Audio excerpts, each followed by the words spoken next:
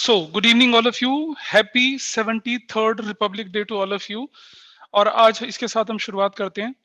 मेरे ख्याल से 22 बहुत सारे स्टूडेंट्स अभी भी गायब हैं। I am not able to see them और देयर इज नो रीजन कि वो क्यों नहीं है ना।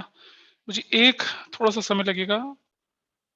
चलिए, so I am taking question number 57 with you all. आपकी टेक्स्ट बुक का है। So that is question number 57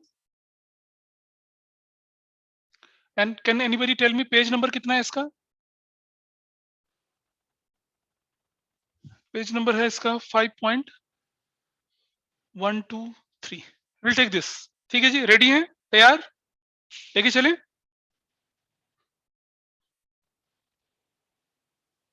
हाँ ना तो बोलेंगे ना। ओके चलिए, लेट अस स्टार्ट। सबसे पहले हम स्केलेटन बना लेते हैं। इस तरफ अपना, इस तरफ हम वर्किंग नोट लेके चलेंगे। और सबसे पहले हम किसको फाइनल करेंगे? सबसे पहले फाइनल करेंगे हम एडजस्टमेंट्स को and then will proceed further. तो चलिए, ये लीजिए हमारे पास। तो हाँ जी बोलिए। हमें इलस्ट्रेशन करना है या फिर एक्सरसाइज का क्वेश्चन? एक्सरसाइज बेटा, पेज नंबर देख क्या लिखा हुआ है। Page yes number sir. दिख रहा है ना स्क्रीन पे आपको? Yes sir. हाँ, इसको लेके चलेंगे। कैश फ्लो स्टेटमेंट किसका बना रहे? फॉर्म का नाम क्या है ये? What is the name of this form? Super sun limited,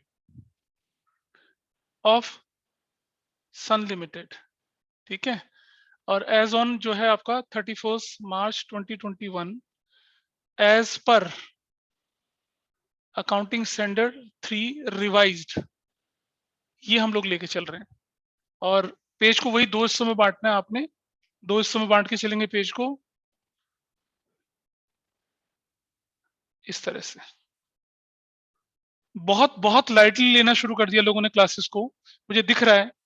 जो एब्सेंस मतलब एब्सेंट दिख रही है चीजें, वो ठीक चीज नहीं है और इसका नुकसान आपको भुगतना पड़ेगा। जब जैसी फर्स्ट टर्म खत्म हुआ था, I have seen there was a spark in many of you. और जैसी फर्स्ट टर्म खत्म होकर सेकंड टर्म आना शुरू हो रहा है, मुझे दिख रहा है कि वो स्पार्क हो गया गायब। अब अपना पुराना मौज मस्ती के रूटीन पे आप लोग चालू हो चुके हैं। तो मौज मस्ती कैसे करी जाती है वो मुझे भी बताना आता है। अभी देखिए, आज क्लास के बाद दिखाता हूँ कि कैसे मस्ती करते हैं सब लोग। लास्ट क्लास में मैंने कहा था दोज हु आर एब्सेंट, क्यों एब्सेंट उसका जेन्युइन रीजन मुझे देंगे। आई गॉट ओनली 5 मैसेजेस, बाकी सब बैठे रहे। चलिए, और इस तरफ हमारा वर्किंग नोट बनेगा ना। You are very much aware, ये जो वर्किंग नोट हमारे पास होता है, इसके अंदर हम क्या कैलकुलेट करते हैं? Calculation of net profit before tax and extraordinary items, ये लेके चलते हैं। Net profit before tax and extraordinary items हम लोग यहाँ से लेके चलते हैं। We move in that way, इस तरह से हम इसको लेके चलते हैं। चलो जी, तो जब हमने ये ले लिया तो उसके बाद हम आगे कहानी लेके करना शुरू करते हैं। अच्छा, उसके बाद क्या करना चाहिए? इसके बाद ये होने के बाद बताइए, ये हम लिख दिया हमने यहाँ पर। इसके बाद एडजस्टमेंट्स पे चले पड़िए, सीधा सीधा एडजस्टमेंट्स पे। एडजस्टमेंट्स खोल के देखिए और देखिए एडजस्टमेंट्स में कौन कौन सी एडजस्टमेंट्स गिवन है। इस क्वेश्चन में बहुत सारी एडजस्टमेंट्स दिख रही हैं। लेके चलेंगे सभी एडजस्टमेंट्स को वन बाय वन और देखते हैं कि वो एडजस्टमेंट्स आपको तंग करती हैं या नहीं तंग करती हैं, और तंग करती हैं तो क्यों करती हैं। चलिए, लेट अस स्टार्ट। सबसे पहले यहाँ I will write A operating activities, operating activities यहां। और आप सबको मालूम है ऑपरेटिंग एक्टिविटी में क्या करना होता है? Net profit before tax and extraordinary items. इसके लिए आप बोलते हैं वर्किंग नोट, वर्किंग नोट देखने के लिए बोलते हैं, ठीक। Plus non cash, non operating payments, इसका जिक्र करते हैं आप यहाँ पर, ठीक। थोड़ा स्पेस देखिए, आप यहाँ पर माइनस करते हैं non cash, non operating receipts, इसको आप लिख के चलते हैं। थोड़ा स्पेस देखिए, यहाँ पर आप लिखते हैं इस जगह पे operating profit before working capital changes, ये लिखते हैं आप यहाँ पर। प्लस करते हैं आप यहाँ पर क्या? Decrease in current assets and increase in current liabilities, ये लेके चलते हैं। थोड़ा स्पेस देखिए, यहाँ पर क्या करते हैं? माइनस करते हैं increase in current assets and decrease in current liabilities, ऐसा करते हैं। यहां इस जगह पे यहां लिखते हैं आप क्या, cash generated from operating activities, और यहां पर कहीं जाके आप माइनस टैक्स कर लेते हैं, खत्म। Here you go and you just have to write B. You will write investing activities. Investing activities लिखते हैं, थोड़ा स्पेस देखिए यहां पर, नंबर C, फाइनेंसिंग एक्टिविटीज लिखते हैं, और आपका स्केलेटन रेडी हो गया। Your skeleton is ready. दिख रहा है ना, ये जो लिखा है ये दिख रहा है बोर्ड में या नहीं दिख रहा है आपको? मुझे क्लियरली बता दीजिए, इज इट विजिबल और नॉट? धुंधला दिख रहा है, साफ दिख रहा है, दिख रहा है नहीं दिख रहा है? सर हल्का सा ब्लर है। हल्का ब्लर है, ऐसा क्यों हो रहा है? ये अभी शायद थोड़ा क्लैरिटी आएगी, आई नहीं आई मेरे ख्याल से। चलिए अभी मैं लिखता हूं, कंटेंट दिखेगा आपको। Let us start with the first. सबसे पहले है प्रपोज्ड डिविडेंड। प्रपोज डिविडेंड जो है भाई 31 मार्च वाला, उसका तो कोई यूज ही नहीं करना हमने, चाहे वो इक्विटी है चाहे प्रेफरेंस है। बताइए, इक्विटी पे तो प्रपोज डिविडेंड है ही नहीं इस क्वेश्चन में। पेज नंबर 5.124 पे मैं अभी, प्रपोज डिविडेंड इक्विटी वाला तो बेकार हो गया।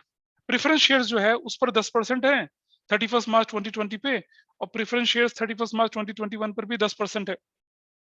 नोट्स टू अकाउंट से पहला नोट्स आपके पास है नोट्स टू अकाउंट से पहला नोट्स आपके पास है। सबसे पहले मैं एक बार बात, आपके पास प्रेफरेंस शेयर्स की मेरे ख्याल से जिससे मैं बोलूंगा वही मेरे साथ बात करेगा, और उससे हम चीजों को क्लियर करके चलेंगे। Anchal, just talk to me. Anchal is here in the class. Anchal quickly. Yes, yes, sir. Anchal, preference shares की वैल्यू 3 लाख दे रखी है 31 मार्च 20 को, और 2 लाख दे रखी है 31 मार्च 2021 को। गिवन है या नहीं है? ठीक है, Yes, आया ना? sir. शेयर कैपिटल जो है 3 लाख से 5 लाख हो गया, ये भी लिखा हुआ है, हो गया ना? लिखा हुआ है नहीं लिखा हुआ? हाँ जी, सर. अच्छा जी। और fresh equity shares were issued at a premium of 5% भी लिखा हुआ है। एडजस्टमेंट नंबर 8 है, दिख रहा है? Yes, sir. तो पहले इक्विटी शेयर को उठा लेते हैं। इक्विटी शेयर की वैल्यू में जो इंक्रीज हुआ, what is that to you? Plus issue of equity shares, लिखा इशू ऑफ इक्विटी शेयर्स। अब ये दिख रहा है क्लियर करके? Is it visible now? बोलिए। Yes, sir. हाँ, इक्विटी शेयर कितना बढ़ गए? 2 लाख रुपए के बढ़ गए। इक्विटी शेयर 2 लाख के बढ़े हैं, ठीक है। और इक्विटी शेयर 2 लाख पर प्रीमियम भी तो है। कितना प्रीमियम है एडजस्टमेंट नंबर 8 के हिसाब से? 5% प्रीमियम। कितना प्रीमियम हो जाएगा? 10,000। तो your value is what? 2,10,000। Everybody is okay with this? ये बात समझ में आई? Anchal, is that okay? 2,10,000। Yes, sir. अच्छा, अब आप देखो आंचल, एक आपके पास ना रिजर्व्स एंड सरप्लस में सिक्योरिटीज प्रीमियम रिजर्व पहले 0 था, अभी 10,000 हो गया। तो इज इट जस्टिफाइड नाउ? हाँ जी, सर. अगर आप ऐसे भी कर सकते थे सिक्योरिटीज मिनिमम रिजर्व यहाँ, लेकिन नहीं, there is no need. Issue of shares 2 lakh का है, ये शेयर कैपिटल है, ये प्रीमियम है। This is what? This is share capital. ये शेयर कैपिटल है आपकी, और ये है आपका प्रीमियम। ये प्रीमियम है आपका, दोनों को मिलाकर 2,10,000 का आपका इनफ्लो हो चुका है। तो सिक्योरिटीज प्रीमियम रिजर्व अगर बैलेंस शीट के अंदर है तो वो एक ही जगह पे जाएगा, यहाँ चला गया। और जो इक्विटी शेयर की वैल्यू इंक्रीज हो गई थी वो फाइनेंसिंग का इनफ्लो हो गया। और इक्विटी शेयर पर कोई डिविडेंड नहीं है, ये आपके क्वेश्चन में लिखा हुआ है। Everybody is okay till here? हाँ जी, ठीक है। चलिए Amisha Chhetri, it's your turn now. Amisha, preference share capital 3 lakh से 2 लाख हो गए, ठीक है बच्चे, हो गए? Yes, sir. और प्रेफरेंस शेयर्स जो है अगर हो गए तो हमारा आउटफ्लो हो जाएगा वो minus redemption of preference shares हो जाएगा। कितने का? 1 lakh. 1 लाख का। आई राइट 1 लाख। कोई प्रीमियम तो नहीं दे रहे ना इस पर? प्रीमियम तो नहीं है इस पर 1 लाख, ये हमने कर दिया। 1 लाख का आपका प्रेफरेंस शेयर्स रिडीम हो चुके हैं। This is also done. Preference shares का रिडम्पशन आप लोग कर चुके हैं। बेटा प्रेफरेंस शेयर्स का रिडम्पशन कब हो रहा है? 31 दिसंबर 2020 को हो रहा है, ठीक है, कोई दिक्कत नहीं है इससे। अब मेरी बारी आती है कि जो प्रेफरेंस शेयर्स पर आपको डिविडेंड दिया जाएगा ये बताइए मुझे 31 मार्च 2021 का जो डिविडेंड है वो कितना बनेगा और 31 मार्च 2021 का डिविडेंड कितना बनेगा, ये मुझे अनन्या मिश्रा बताएंगी। अनन्या बताइए। अनन्या बुक है बेटा आपके पास, जल्दी से। Yes, sir. 10%. हाँ 10%, देखो ना, तो ओपनिंग वैल्यू 3 लाख है, 3 लाख का 10% कितना बनेगा, 30,000. और क्लोजिंग वैल्यू कितनी है, 2 लाख है, कितना परसेंट बनेगा, 20,000. 20,000। क्लियर है। अब अगर आपके प्रेफरेंस शेयर रिडीम अगर 31 दिसंबर को हो रहे हैं, उससे हमें क्या फर्क पड़ता है। आप जानते हैं डिविडेंड की जो कैलकुलेशन होती है वो ईयर एंड पे करी जाती है। ईयर एंड में मेरे पास जितने डिवेंचर्स होंगे उतने पे, या जितने शेयर, सॉरी डिवेंचर गलत बोल गया, ईयर एंड पे डिविडेंड कैलकुलेट किया जाता है। तो ईयर एंड पे मेरे पास जितने भी प्रेफरेंस शेयर्स होंगे मैं उन पे डिविडेंड दूंगा। तो आपके जो 1 लाख के प्रेफरेंस शेयर से वो रिडीम हो गए थे 31 दिसंबर को, यानी कि 31 मार्च 2021 तक आपके पास तो सिर्फ 2 लाख ही थे। तो अनन्या, अब आपके पास जो शुरू में डिविडेंड प्रपोज्ड है वो बनेगा 30,000 और जो एंड में डिविडेंड प्रपोज है वो बनेगा 20,000। तो बेटा 30 और 20 में से कौन सी फिगर आप यहां लेके चलोगे। 20,000. Absolutely wrong. You will take 30,000 की फिगर। जानती हो क्यों? कि जो पिछले साल का प्रपोज डिविडेंड होगा बेटा वही तो इस साल का पे होगा, Yes, sir. और जो करंट ईयर का प्रपोज डिविडेंड 20,000 है वो तो अभी प्रपोज्ड है, वो तो कंटीजेंट लायबिलिटी, उसको तो यूज ही नहीं करेंगे हम। Yes, sir. Got it. तो कौन सी फिगर 30,000 लेनी पड़ेगी आप, ठीक है। तो आपको यहां लिखना पड़ेगा इस जगह पे, यहां लिखना पड़ेगा net profit as per statement of profit and loss जो भी होगा, प्लस प्रपोज्ड डिविडेंड। डिविडेंड किस पर, ऑन प्रेफरेंस शेयर्स पर। प्रेफरेंस शेयर्स है ना हमारी, ये 10% preference shares, 10% preference shares, this is going to be 30,000। ये यहां जुड़ेगा और यहां पर इस जगह पे माइनस प्रपोज्ड डिविडेंड, ये बेसिकली पेड है, ये किस पर, 10% प्रेफरेंस शेयर्स पर 30,000 रुपीज का। Now everybody is okay with this. I think Ananya आपको तो क्लैरिटी आई होगी कम से कम। Yes, sir. बार हो रिपीट गया। करेंगे क्या रिपीट करें बताइए। तो 30 और 20 वाली एक बार दोबारा बता। बेटा 30,000 जो है वो ओपनिंग प्रपोज डिविडेंड है, 20,000 है वो क्लोजिंग प्रपोज डिविडेंड है।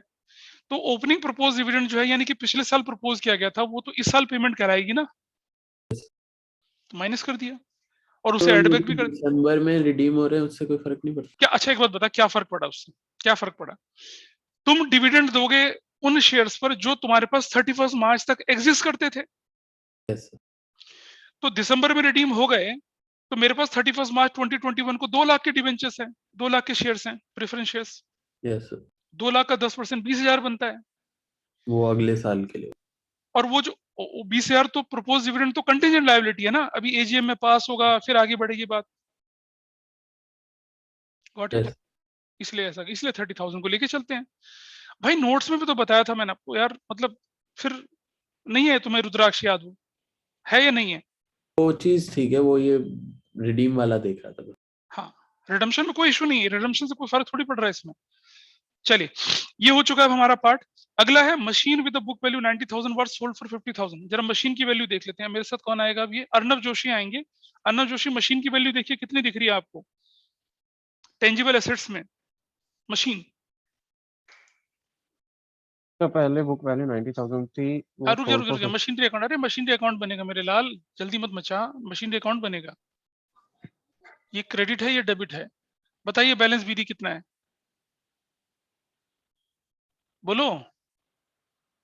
अब चुप हो गया। अर्नब जोशी मशीनरी की वैल्यू कितनी है, 20,000 20,000 कहां से आ गई, पेज नंबर 5। 90 90,000 कहां से आ गई वैल्यू, आपकी मशीन की वैल्यू 6 लाख है। Property plant equipment dash tangible assets, उसको देखो। पप्पा वो है, ये तो बच्चा है जो तुम एडजस्टमेंट में पढ़ रहे हो। बेटा मशीनरी यस की, सर, हाँ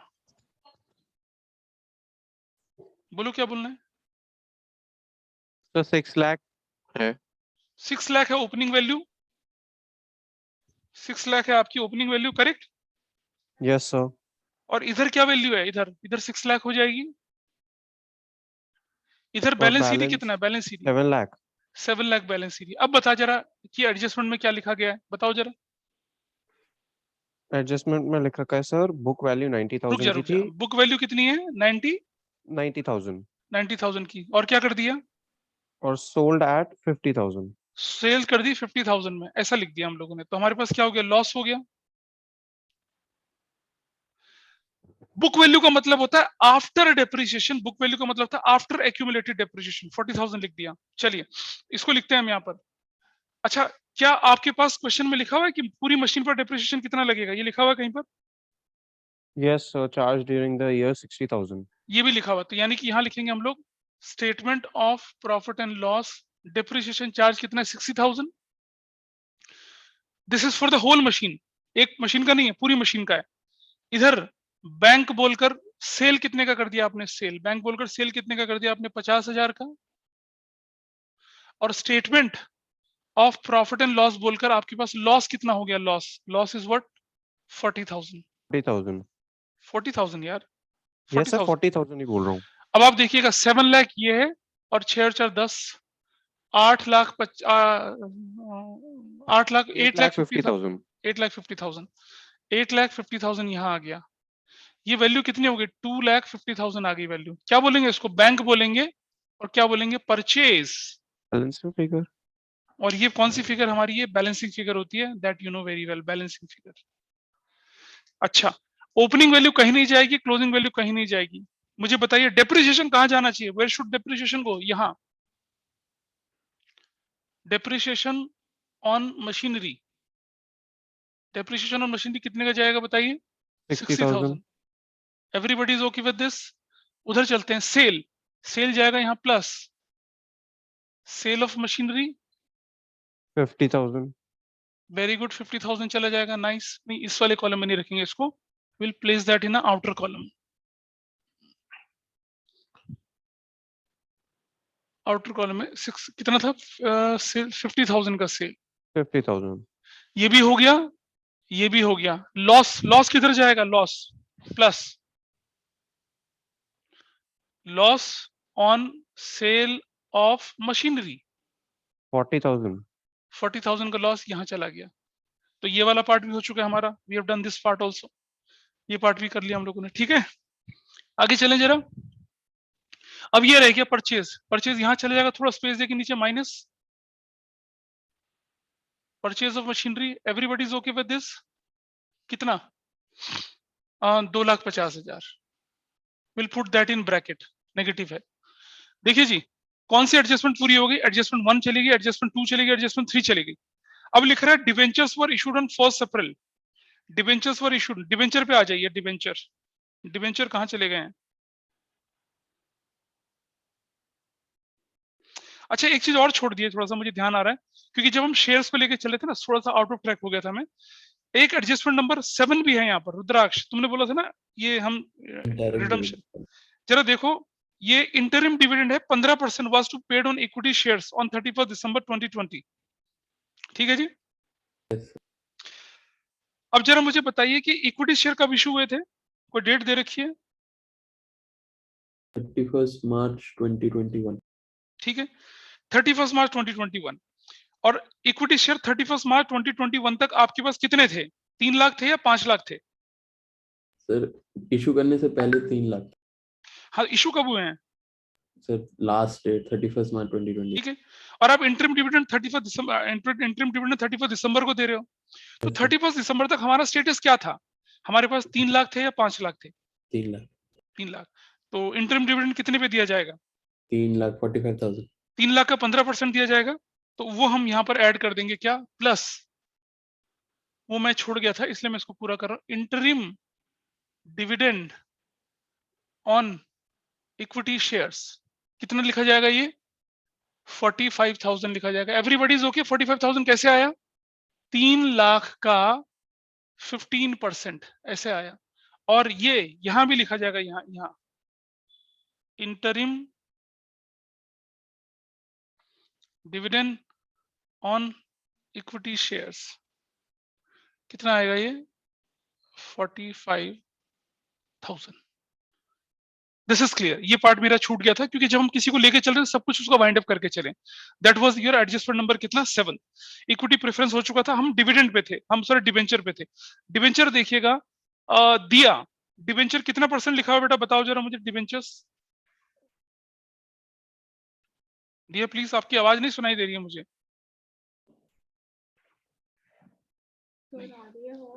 हाँ थोड़ा जोर से बोलो। हाँ जी, डिबेंचर कितना है 10%। उस पर इंटरेस्ट दिया जाना चाहिए। पहले बताओ डिबेंचर इंक्रीज हो रहे हैं या डिक्रीज हो रहे हैं? इंक्रीज हो रहे हैं। तो 10% डिबेंचर्स हमारे लिए इनफ्लो हो गया, कितने रुपए का? 1 लाख। अच्छा, डिबेंचर पे कोई प्रीमियम वगैरह तो नहीं है इशू पे? नहीं है।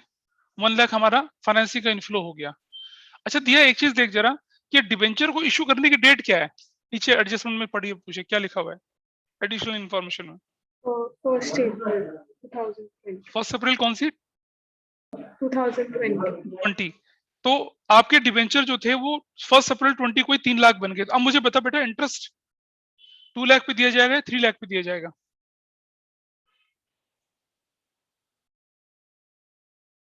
डाउट लग रहा है ना, किस पे दिया जाएगा? देखो बेटा अगर ओपनिंग पे इशू होता है तो क्लोजिंग पे इंटरेस्ट देते हैं, और अगर क्लोजिंग पे होता है तो ओपनिंग पे देते हैं। ये रूल बताया था आपको। Yes sir. तो कितना minus interest on 10% debentures. Sir हम इंटरिम डिविडेंड प्रेफरेंस शेयर्स को नहीं देंगे? नहीं बचा, नहीं, वो तो जो लिखा जाएगा उसी को दिया जाएगा। और सुनो अगर क्वेश्चन के अंदर गिवन है तभी देंगे, अदरवाइज नहीं देंगे। प्रपोज डिविडेंड, डिविडेंड की कोई भी जो एक्टिविटी होती है उसमें पहला हक किसका बनता है? पहला हक प्रेफरेंस शेयर होल्डर का बनता है, ठीक है। अब अगर हमारे क्वेश्चन में इंटरिम बोल दिया हम लोगों ने, इंटरिम तो इन बिटवीन है। और अच्छा एक बात बताओ मुझे, मैं डिवेंचर प्रेफरेंस शेयर होल्डर को तो ऑलरेडी दे चुका हूँ ना डिविडेंड। Yes sir. अब मैं दोबारा से देने के लिए तो मेरे पास होनी चाहिए क्लैरिटी। क्वेश्चन में क्लैरिटी तो नहीं है। देखो डिविडेंड की प्रेफरेंस जो है वो पहले प्रेफरेंस शेयर होल्डर को जाती है यस सर। इस क्वेश्चन में हम ऑलरेडी प्रेफरेंस शेयर होल्डर को डिविडेंड दे चुके हैं। हाँ जी। अब अगर रिपीट करना होगा तो क्वेश्चन के अंदर क्लैरिटी होगी ना? हाँ ठीक। क्लैरिटी तो है ही नहीं। दिया पता चला इंटरेस्ट ऑन 10% डिवेंचर किस पे लगेगा? Yes sir. 3 लाख का कितना 10% कितना 30,000 यहां से माइनस होगा। और इसे कहां जाके हम ऐड भी करते हैं, यहां भी लिखते हैं, देखो यहां इस जगह पे plus interest on 10% debentures, that value is going to be कितना 30,000। Is that okay? क्लियर है भाई? दिया इज दैट ओके? ठीक है मामला। चलिए और आगे चलते हैं। एडजस्टमेंट 1 हो चुकी है, 2 हो चुकी है, 3 हो चुकी है, 4 हो चुकी है। इन्वेस्टमेंट्स पे आ जाइए। इन्वेस्टमेंट्स अगला बच्चा कौन है? गौरप्रिया। गौरप्रिया इन्वेस्टमेंट ढूंढो जरा, कहां दिख रहा है आपको इन्वेस्टमेंट्स? नॉन करंट इन्वेस्टमेंट्स है 10%। ये बता इन्वेस्टिंग है, ऑपरेटिंग है, फाइनेंसिंग है, कौन सी एक्टिविटी में डालूंगा इसको मैं? इंक्रीज हो रहे हैं डिक्रीज हो रहे हैं, पहले तो ये बताओ। सर इंक्रीज हो रहा है, इन्वेस्टिंग में माइनस हो रहा हाँ है। तो रुक जाओ, नॉन करंट इन्वेस्टमेंट्स कितना 1 लाख? Yes sir 1 lakh. अब ये कौन सी डेट को इश्यू हुए थे ये बताओ जरा, कौन सी डेट में खरीदा था आपने? एडजस्टमेंट में लिखा हुआ है 31 मार्च 2021, यानी कि एंड में खरीदा था इनको। तो इंटरेस्ट Yes. कौन सी, तो इंटरेस्ट किस पे दिया जाएगा? सर ओपनिंग वैल्यू पे। ओपनिंग वैल्यू पे। तो plus investing of interest on 10% investments. और कौन सी वैल्यू, ओपनिंग वैल्यू कितनी है बताइए? सर 1 लाख। 1 लाख का कितना परसेंट? 10%। तो कितना हो जाएगा 10,000। Yes sir. यहाँ 10,000 प्लस होगा और यहाँ माइनस हो जाएगा क्या? थोड़ा यहाँ इंटरेस्ट ऑन 10% इन्वेस्टमेंट्स, कितना वैल्यू लिखेंगे इसकी? 10,000 and you will put in bracket. हिसाब दिख रहा है, मैच कर रहा है सब कुछ। चलो आगे चलते हैं। इन्वेस्टमेंट भी हो गया, थैंक यू गौरप्रिया।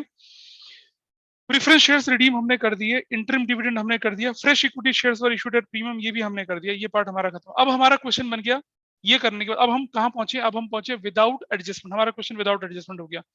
चलिए now Kareena, are you in a position to talk to me, और अभी भी you are in a extreme pain?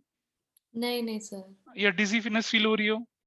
नहीं नहीं ठीक हूँ। चलिए, सबसे पहला पॉइंट उठा लीजिए बैलेंस शीट में पेज नंबर 5.123 में share capital. Share capital point number 1 हम कर चुके हैं ऑलरेडी, अगर नोट्स पे देखोगे तो इक्विटी प्रेफरेंस दोनों हमने निपटा दिया है। हाँ जी। लॉन्ग टर्म बोरोइंग डिवेंचर भी हमने निपटा दिया। अब रह गया ट्रेड पेबल्स। ट्रेड पेबल की वैल्यू कितनी दिख रही है? 60 से 140 हो गई। इंक्रीज हुआ या डिक्रीज हुआ ट्रेड पेबल? इंक्रीज। कहाँ जाएगा, इस तरफ या इस तरफ? किस तरफ जाना चाहिए trade payable?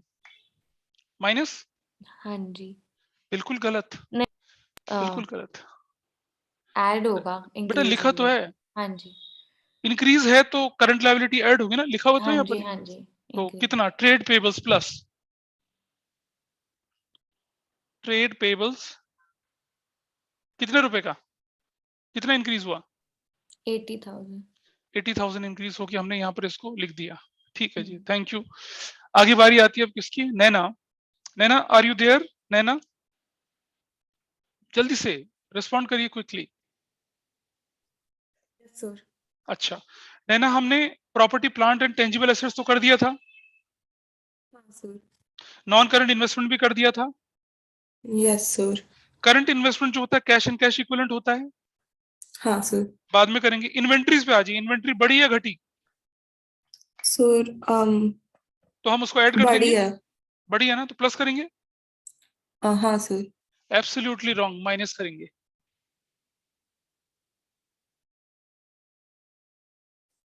Increase in inventory, increase in current assets minus होता है ना?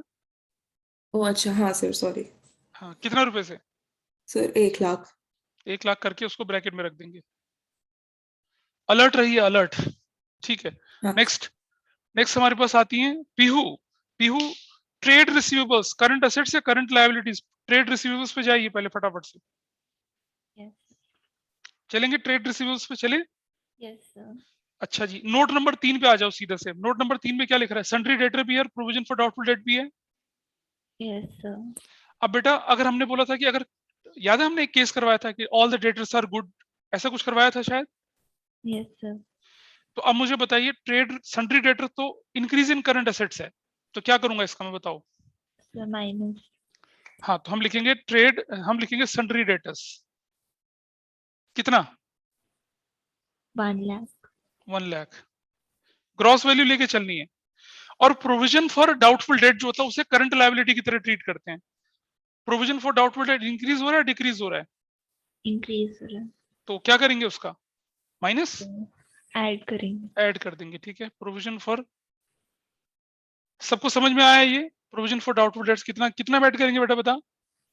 10,000। 10,000 ऐड कर देंगे। अच्छा, अगर इस क्वेश्चन में लिखा रहता कि all the debtors are good, तो बताइए क्या जवाब होता फिर? अगर all the debtors are good, तब हम क्या करते? कोई भी बोल सकता है। हाँ, प्रॉफिट में ऐड करते थे। नहीं प्रॉफिट में नहीं, यहाँ नहीं। मैं आपकी किताब में कर रखा है ना ऐसा? Yes sir.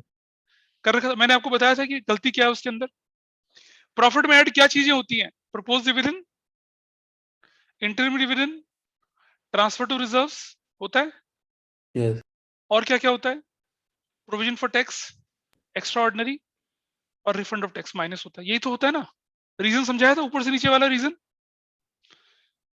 अब बताओ मुझे, प्रोविजन फॉर टैक्स की यहाँ जोड़ने की जगह बनती है, लॉजिक बनता है?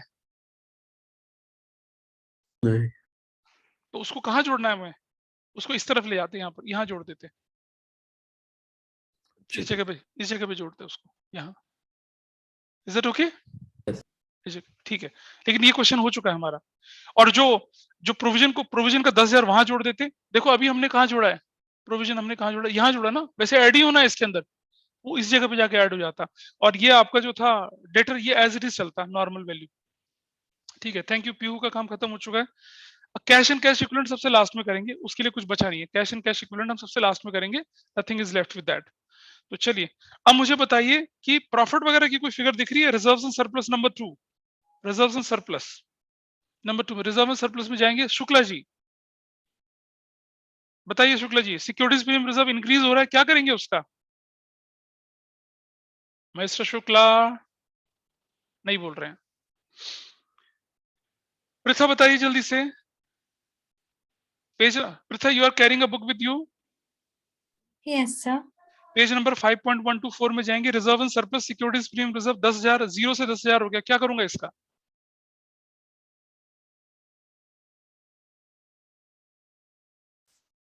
बेटा बोल, पता है तो बोल हाँ पता है, नहीं पता तो मना कर दो, सिंपल से, कोई जबरदस्ती थोड़ा ही है, बोलो आई डोंट नो। सर जो सिक्योरिटी प्रीमियम रिजर्व है उसको हम ऐड करेंगे कहाँ?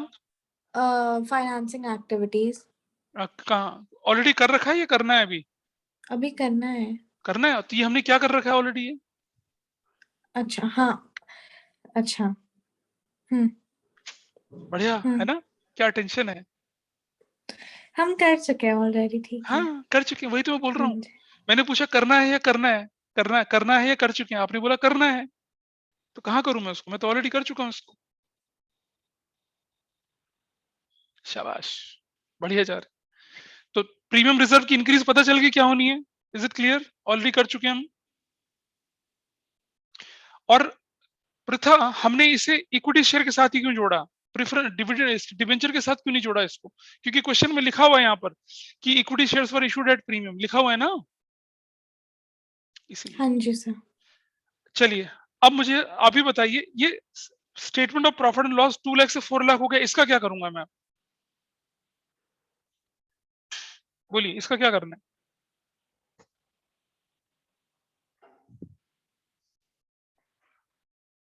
अरे मालूम है तो हाँ, नहीं तो ना। सर इसको जो सब उधर कैश फ्लो जो हम यहाँ ऑपरेटिंग एक्टिविटीज में हम 2 लाख को ऐड करेंगे। बट ये 2 लाख बेस बनेगा नेट प्रॉफिट निकालने के लिए, 2 लाख। अब आपके पास टोटल वैल्यू कितनी हो गई है? टैक्स वैक्स तो कुछ है नहीं यहाँ पर, 2,75,000 हो गया आपके पास ये, and this 2,70,000 5,000 will go here, 2,75,000 यहाँ जाएगा।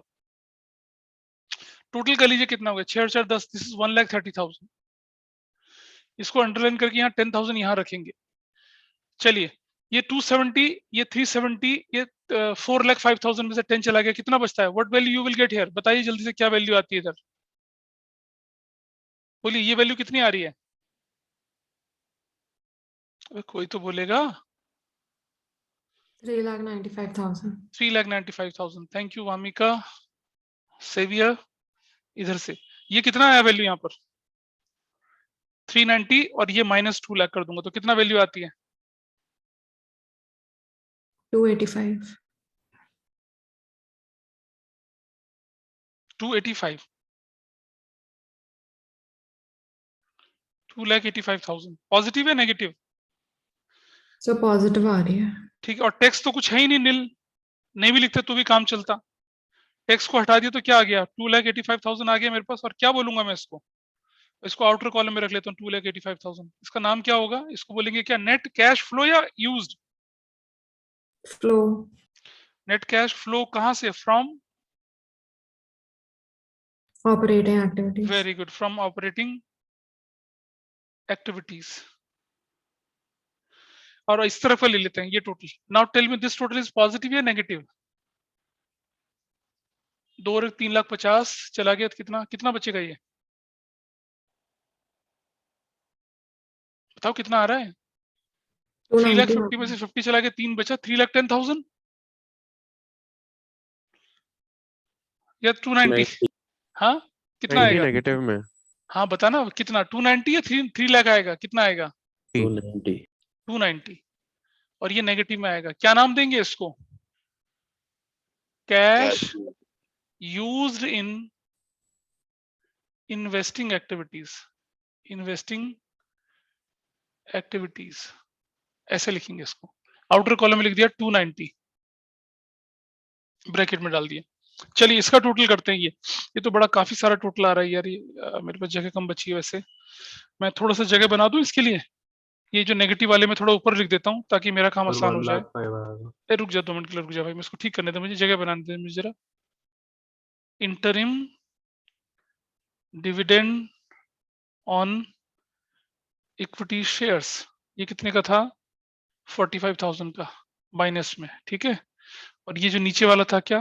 माइनस इंटरेस्ट ऑन 10% डिवेंचर्स, जो कि कितना था? 3 लाख का 10%, जो कि 30,000 था। ये वाला पार्ट। अब मैं ये दोनों कर ताकि मुझे कैश एंड कैश इक्विवेलेंट लिखने की जगह बच जाए। हटा दिया मैंने इसको यहाँ से। अब बताइए now what is the final balance here? बताइए कितना है? 1,05,000 पॉजिटिव नेगेटिव? positive. 1,05,000 है ना? 1,05,000 पॉजिटिव, 1,05,000 पॉजिटिव। और लिखेंगे क्या इसको? क्या नाम देंगे इसको? Cash Cash flow Cash from in financing activities. Flow from financing activities. ठीक है जी। और चलिए इसको 1,05,000 यहाँ बाहर वाले कॉलम में लिख देते हैं। टोटल करिए भाई कितना आता है इसका? 285 और 285 प्लस 1,05,000 और माइनस 290, क्या नाम आएगा? क्या बोलेंगे इसको? बताइए। पॉजिटिव नेगेटिव क्या चीज आ रही है? जल्दी बताओ कितना आ रहा है? ये वाला 90 और ये वाला मिला के कितना आता है वैल्यू? 1 lakh. Lakh. Positive. पूरा 1 lakh? Yes, sir. 1 lakh positive है नेगेटिव है? ये Positive. नेगेटिव पॉजिटिव है। Positive. हाँ तो क्या लिखेंगे इसको? Net increase in cash and cash equivalents during, अरे यार शॉर्ट फॉर्म क्यों आ जाती है ये? Cash and cash equivalents during the current year. This is real value plus क्या करूंगा भाई मैं? Plus opening cash and cash equivalents. बताइए जरा मुझे opening cash and cash equivalent में क्या क्या था? कोई भी बताइए। एक तो करंट इन्वेस्टमेंट था, बोलो Yes, sir. कितने का करंट इन्वेस्टमेंट? 50,000. 50,000 का। और दूसरा कैश एंड कैश इक्विवेलेंट था कितने का? 20,000. कैश एंड कैश इक्विवेलेंट 20,000 का। तो इसका टोटल करूंगा तो कितना आता है? 70,000। और ये टोटल जो नीचे वाला ये भी कितना होना चाहिए? 170 होना चाहिए। जरा मैच करते हैं, 170 है ही नहीं। नीचे लिखता हूं मैं क्या? Closing cash and cash equivalents. नाम बताइए क्लोजिंग में कौन से? करंट इन्वेस्टमेंट कितने हैं क्लोजिंग वाले? 90,000. करंट इन्वेस्टमेंट 90,000 के। ठीक है। और ये कैश एंड कैश इक्विवेलेंट्स कितने के हैं? 80,000. 80,000 के। टोटल कितना हो गया? 170। टोटल हो गया 170 and you got your answer. This is question number कितना था ये? 57। और पेज नंबर क्या था आपका? कौन सा पेज नंबर था? 5.124। I think you got your answer now. बोलिए। इसमें 8 एडजस्टमेंट्स बोल रखी हैं, लेकिन काम की सिर्फ 2-3 थी, बाकी तो सब सिर्फ इंफॉर्मेशन थी। This was your question number क्या? 57। अब मैं आपके साथ डिस्कस करूंगा वो डाउट जो रौनक ने पूछा था। यहां तक किसी का कोई डाउट हो तो प्लीज मुझे बता दीजिए। इसकी फॉर्मेशन में वो वर्किंग नोट कैसे करते हैं, एडजस्टमेंट कैसे करना होता है। आप देख रहे हैं this is always a better strategy कि पहले सारी एडजस्टमेंट्स को खत्म कर दीजिए। देखो रुद्राक्ष आपके स्कूल में पहले शायद ऑपरेटिंग बनवाया होगा, फिर इन्वेस्टिंग, फिर फाइनेंसिंग, ऐसे करके करवाया होगा ना शायद। Yes sir. मतलब 99.9। बाकी किसी स्कूल में जैसे मैंने कराया वैसे कराया कि अबे अपनी तारीफ नहीं कर रहा मैं, वैसे बोल रहा हूँ मैं।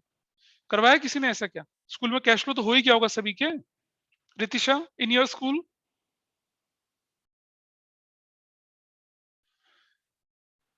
बेटा रिस्पॉन्ड करिए, रिस्पॉन्ड। आपको मैं पूछ रहा हूँ। रिदवान तुम्हारे स्कूल में? सर नॉर्मल तरीके से कराया था, ऐसे नहीं करा। लेकिन अब आप देख रहे हैं जब हम इस तरीके से कर रहे हैं तो हमारी चीजें बहुत स्ट्रीमलाइन हो जाती हैं। हमारे से गलतियां होने के चांसेस होते हैं, गलती होने के चांसेस नहीं बनेंगे आपके।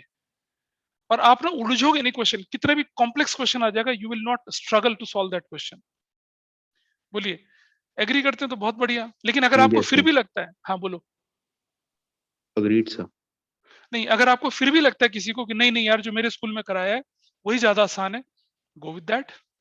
हमारा टाइम बचता है। आप देख रहे हैं अगर आप किसी के साथ कंपटीशन करके देखना, अपने साथी को बोलना तू भी शुरू कर मैं भी शुरू करता हूँ, देखना कौन जल्दी करता है। दिस वाज सबसे लास्ट क्वेश्चन जो आपकी किताब का था। बाकी सारे के सारे क्वेश्चंस अब आपको करने, एक्सरसाइज करनी है, इलस्ट्रेशन करने हैं और स्कैनर करने हैं, अगर एक ही किताब का कर देते हैं, यू विल प्लेस योरसेल्फ 95 से 100 के बीच में। अब आ जाते हैं उस पॉइंट पर जो रौनक ने पूछा था कि इलस्ट्रेशन नंबर कौन सा बोला बेटा तुम लोग? इलस्ट्रेशन नंबर 57 शायद ना? Yes, sir. हाँ, इलस्ट्रेशन नंबर 57 पे जाने से पहले मैं आपको एक छोटी सी चीज समझाना चाहूंगा, जो मैंने कहा था कि हाँ रुक जाइए, जब हम थोड़े से क्या हो जाएंगे, मैच्योर हो जाएंगे, तब मैं आपके साथ वो चीज डिस्कस करूंगा। ये मैंने कहा था आप लोगों से। अब आ गया टाइम कैश फ्लो में, अब हम मैच्योर हो चुके हैं, कैश फ्लो के अंदर हम आ रहे हैं, और वही चीज मैं आपके साथ अब डिस्कस कर रहा हूँ। तो स्क्रीन चला रहा हूँ आपकी, अब मैं स्क्रीन चलेगी अब, और स्क्रीन पर देखेंगे, स्क्रीन शेयर कर रहा हूँ मैं। स्क्रीन शेयर में मैंने आपको एक चीज बताई थी, एक पॉइंट, वो पॉइंट मैं आपको समझाता हूँ, देखिए क्या था।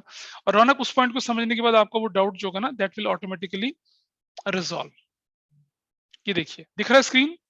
Is it visible? Yes, sir. ठीक है, दिख रही होगी शायद। यस, इट इज विजिबल, है ना? Yes, sir. रौनक पढ़ के सुनाइए क्या लिखा है, प्रीमियम और रिडम्पशन पढ़ के सुनाइए, तब तक मैं बोर्ड खाली करूं आपके लिए जरा। इसे मैं मिटा दूं, इस क्वेश्चन को मिटा दूं, किसी को स्क्रीनशॉट तो नहीं लेना है, हटा दूं इसे, क्योंकि मुझे यहाँ Yes. कंसेप्ट सिखाना है। हटा दूं? Yes, sir. चलिए, क्योंकि आइए देखे जरा, चलो भाई। तो रौनक जरा पहली लाइन पढ़ के सुनाओ, क्या लिखा है बेटा, फटाफट से। A premium on redemption of preference shares, if decided at the time of issue of preference shares, will be appearing in the balance sheet. हाँ So ji, it was already accounted for. ठीक है, Hence, in the year of redemption, it is only an outflow in financing activity. ठीक है जी, ठीक है, ये line हो गई। अच्छा, अब आपको क्या करना है, थोड़ा बहुत याद करना है कि हमने इशू ऑफ डिबेंचर्स किया था, इशू ऑफ डिबेंचर्स किया था। समर्थ आप क्लास में हो क्या? Samarth, Samarth is here in the class? Yes, sir. ठीक है, तो इशू ऑफ डिबेंचर जो थे वो आपने किए, और सभी लोगों को बोल रहा हूँ, इशू ऑफ डिबेंचर्स किया आप लोगों ने, उसको अभी हम रिकॉल करेंगे, और उससे रिलेटेड ये कंसेप्ट है थोड़ा सा। और वो ये जो रिडम्पशन ऑफ प्रेफरेंस शेयर्स हो जाता है, वो भी प्रीमियम पे हो सकता है। अच्छा, आपके पास दो कंडीशंस होती हैं, या तो जब आप इशू कर रहे हो तभी रिडम्पशन का हिसाब किताब कर लो भाई, है ना? भाई आपने डिसाइड करा कि भाई हम लोग आज डिबेंचर इशू कर रहे हैं या प्रेफरेंस शेयर इशू कर रहे हैं, और 3 साल बाद 2 साल बाद हम इनका क्या करेंगे, रिडम्पशन करेंगे। वो रिडम्पशन आप क्या कर सकते हैं, you can do redemption at par और प्रीमियम। क्या आप डिस्काउंट पे भी रिडीम कर सकते हो? बोलो, can you redeem on discount as well? नहीं सर। नहीं कर सकते ना, वो तो हमने देख लिया था, प्रूडेंस के हिसाब से आउटडेट हो गया था, बाहर हो गया था। चलो, वो तो बाहर हो चुका था हमारा, ठीक है। आइए देखते हैं आपके सामने कि ये जो सीन, ये जो 4 पॉइंट लिखे हुए, 3 पॉइंट लिखे हुए, इनका एक्चुअल इंप्लीकेशन क्या है, और जब हम क्वेश्चन सॉल्व करेंगे तो यहाँ क्या दिखेगा, ठीक है, वो दिखा रहा हूं मैं आपको अभी। चलिए, इस लाइन को पढ़ने के बाद थोड़ा आगे बढ़ते हैं। बोर्ड पे देखिए, ये है इशू ऑफ डिबेंचर, याद होगा, ये है, और ये है आपका क्या है, ऑर्डिनरी तरीके से, ठीक है जी। और ये कौन सा तरीका है आपका, from redemption point of view. याद आ रहा है किसी को? रौनक बताए पहले तो मुझे। Yes, sir. ठीक है जी, अच्छा। अब आप अगर रिडम्पशन पॉइंट ऑफ व्यू से करते थे,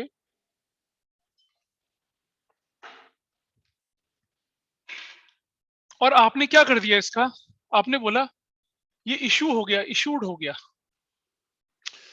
इशू क्या हो गया था आपका, मान लो एट पार पे हो गया, एट प्रीमियम पे हो गया, एट डिस्काउंट पे हो गया, कोई फर्क नहीं पड़ता, हो गया, हो गया तो हो गया। लेकिन रिडीमेबल है, रिडीमेबल। अब इशू में हटा रहा हूं, मुझे इशू नहीं देखना, मुझे तो रिडम्पशन का हिसाब किताब करना है। अब मैं क्या करता हूं कि इनमें सारी कंडीशन में मैंने बोला क्या कि ये क्या है, रिडीमेबल एट प्रीमियम है, रिडीमेबल एट प्रीमियम पे होंगे, ये कर दिया मैंने। तो जब रिडीमेबल एट प्रीमियम है, तो जब मैं इन्हें इशू करूंगा तो मेरी एंट्री क्या बनती होगी, जरा मैं कंबाइन एंट्री बना के दिखा रहा हूं।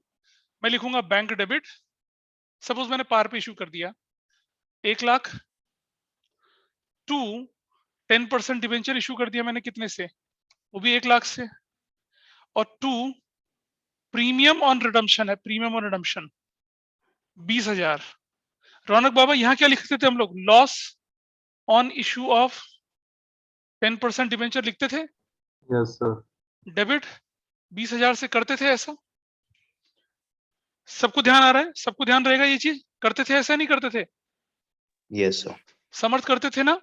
ऐसा लिखते थे loss on issue of debenture. और Yes, sir. सपोज ये 2019 अप्रैल 1 को हो रहा है बेटा, लेकिन जब 2020 आती थी, मार्च 31 आती थी, तब मैं क्या करता था यहाँ पर? तब मैं क्या करता था? सारा कुछ हो जाता था, लेकिन मैं क्या करता? इस लॉस को राइट ऑफ करता था ना? लॉस को राइट ऑफ करता था। क्या ऑप्शन होते थे मेरे पास इस लॉस को राइट ऑफ करने के लिए? रौनक बता तो जरा। या तो Sir, मैं it is लिखता था premium reserve or capital SPR reserve. Debit, या कैपिटल रिजर्व डेबिट, या statement of profit and loss debit to loss on issue of 10% debenture. यही तो होता था 20,000 से, होता था। एग्रीड है ना? ये तो होता था। और जब मैं एग्री करते हो नहीं करते इस बात को? बोलो रौनक, तू बोलता जा रहा है मेरे साथ। Yes, एग्री sir, करता है? yes. हाँ। Hmm. और जो तुम्हारी बैलेंस शीट बनती थी, balance sheet, suppose balance sheet बनती थी मेरी, तो मेरी नॉन करंट लायबिलिटीज जो बनती थी, उसके अंदर लॉन्ग टर्म बोरोइंग्स बना के क्या दिखता था? मैं 10% डिबेंचर लिखता था। हाँ जी। ये 1 लाख का ऐसे। और क्या लिखता था? अदर लॉन्ग टर्म लायबिलिटीज के अंदर क्या लिख देता था? Premium on redemption of 10% debenture. कितने का लिखता था? 20,000 का। सब एग्री करते हैं इस बात से? Yes, sir. ये होता था। अब आज सपोज आज 31 मार्च 2023 है, ये डिबेंचर जो है ना, और ये 2022 है सपोज आज, और ये डिबेंचर अगले साल यानी 31 मार्च को रिडीम होने वाले हैं, तो आज की बैलेंस शीट में कहां दिखेंगे बताइए? ये दिखना होगा क्या? करंट लायबिलिटीज में, अदर करंट लायबिलिटीज, क्या 10% डिबेंचर्स कितने के दिख रहे होंगे यहाँ पर? 1 लाख के। और premium on redemption of 10% debenture, ये भी कितने का दिख रहा होगा? 20,000 का दिख रहा होगा। हाँ या ना बोलो। Current मैच्योरिटीज of long term debt, term 1 का क्वेश्चन नंबर 41 बताइए। Yes, sir. एग्री करते हो? और जब रिडम्पशन होगा तो क्या होगा? रिडम्पशन जिस दिन होना है 31 मार्च 2023 को रिडम्पशन होना है, तो क्या लिखा जाएगा? 10% डिबेंचर डेबिट 1 लाख से, प्रीमियम ऑन रिडम्पशन डेबिट 20,000 से, टू बैंक नहीं to debenture holder, to debenture holder करूंगा ना, डिबेंचर होल्डर्स 1,20,000 से, और debenture holder debit to bank कितने से करूंगा? 1,20,000 से। भाई आउटफ्लो कितने का हुआ? आउटफ्लो कितने का हुआ पैसे का? रौनक 1,20,000 का। 1,20,000 का। चलो जरा अब उसी लाइन को दोबारा से पढ़ते हैं। कौन सी लाइन को? इसी वाली लाइन को। Premium on redemption of preference shares debentures if decided at the time of issue. दिख रहा है भाई?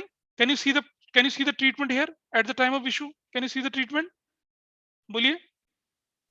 Yes, sir.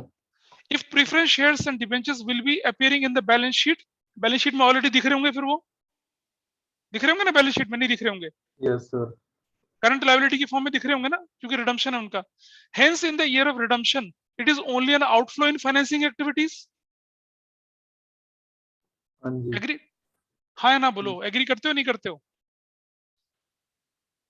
Only an outflow financing, हाँ या ना बोलो। Yes, sir. क्या इस फाइनेंशियल ईयर में मैंने प्रॉफिट में से भी कुछ राइट ऑफ किया? नहीं सर। तो इसका इंपैक्ट एक ही जगह पे जाएगा। फाइनेंसिंग का क्या होगा? आउटफ्लो। सब समझ पाए इस बात को? अब जब they are issued from redemption point of view, तब रौनक क्लियर है? Yes, sir. अच्छा जी, अब आ जाते हैं इस तरफ। अगर ये इफ देयर ऑर्डिनरी तरीके से इशूड हुए थे, इशू हो गए थे, कितना 10% डिवेंचर्स रुपीस 1 लाख के इशू कर दिए, हमने इशू कर दिया, लेकिन हमने डिसाइड करा रिडम्पशन, और कब इशू हुए थे ये हुए थे 01/04/2021, ये क्या 19 को इस दिन इशू हुए थे। और अब हमने कब, क्योंकि हम इनका रिडम्पशन की डेट क्या है, इनकी रिडम्पशन होने वाली है 31 मार्च 2023 को रिडम्पशन होने वाला है इनका। इस दिन हमने बोला कि इनको क्या करेंगे, इनको बोला हम लोगों ने रिडीम्ड एट 20% प्रीमियम। अब हमने डिसाइड करा कि इनको 20% प्रीमियम पे रिडीम करेंगे भाई। तो मुझे बताइए, अब आपके पास फाइनेंसिंग एक्टिविटी में 1 लाख रुपए तो जाएगा, जो कि फाइनेंसिंग आउटफ्लो बनेगा, और 20,000 एक्स्ट्रा भी तो जाएगा ना, नहीं जाएगा? Yes sir. जाएगा। तो आपके पास दो चीजें बनेंगी यहाँ पर, इस तरफ आ जाइए। एक, आपका आउटफ्लो जो बनेगा वो क्या बनेगा, ये आउटफ्लो बनेगा आपका क्या, 1 लाख रुपए का और प्लस 20,000 का, आपका टोटल आउटफ्लो बनेगा 1,20,000 का, चाहे कोई भी कंडीशन हो। और दूसरी कंडीशन यहां बनती है क्या, कि भाई ये जो 20,000 एक्स्ट्रा दे रहे हो, ये हमारे लिए लॉस हो गया ना, लॉस है या नहीं है? Yes sir. अब ये लॉस मैं कहां से भरूंगा? मेरे पास 3 सिचुएशन। नहीं, सबसे पहले क्या बोले थे हम लोग, सिक्योरिटीज प्रीमियम रिजर्व, या क्या बोले थे, कैपिटल रिजर्व। और ये तीसरा स्टेटमेंट ऑफ प्रॉफिट लॉस। आ जाइए, वो जो लॉस ऑन रिडम्पशन होने वाला है ₹20,000 का, उस लॉस को तो मैं इसी साल राइट ऑफ करूंगा ना भाई। तो मेरे पास दो ऑप्शन बनते हैं। ऑप्शन 1,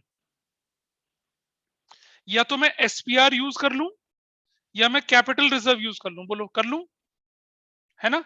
या ऑप्शन 2, इस केस में क्या मतलब सर, मतलब यहाँ पे आपको बैलेंस नहीं दे रखा, इसलिए आप नहीं कर सकते। अरे नहीं, रुक जाना, वो तो मैं बोल रहा हूँ, मेरे पास दो ऑप्शन है ना। या मैं क्या, कहां से यूज कर लूं, statement of profit and loss को यूज कर लूं, कर सकता हूं ना, यही तो चीज कर पाऊंगा मैं।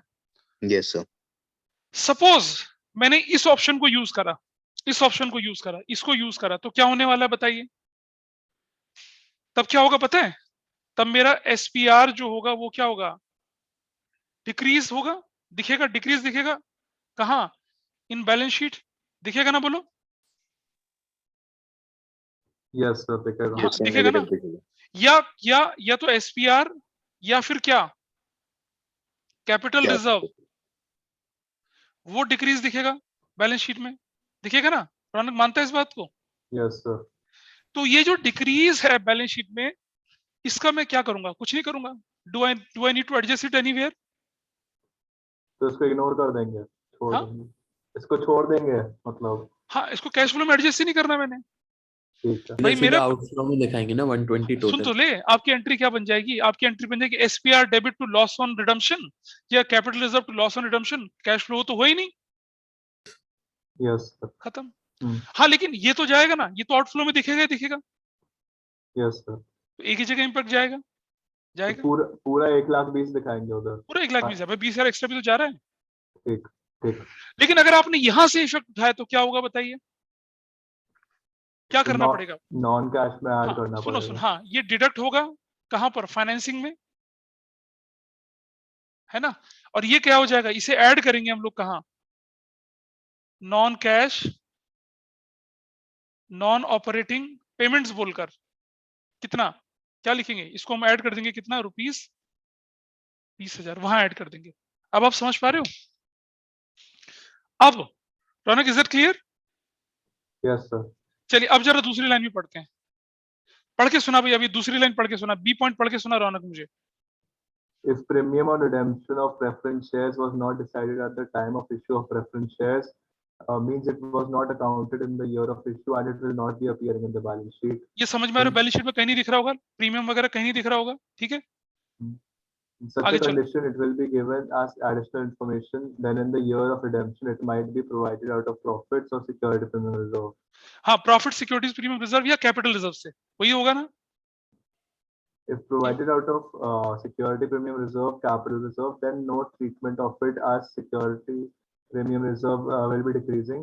But if provided out of profit, then it will be added in operating activities under non-cash and non-operating expenses.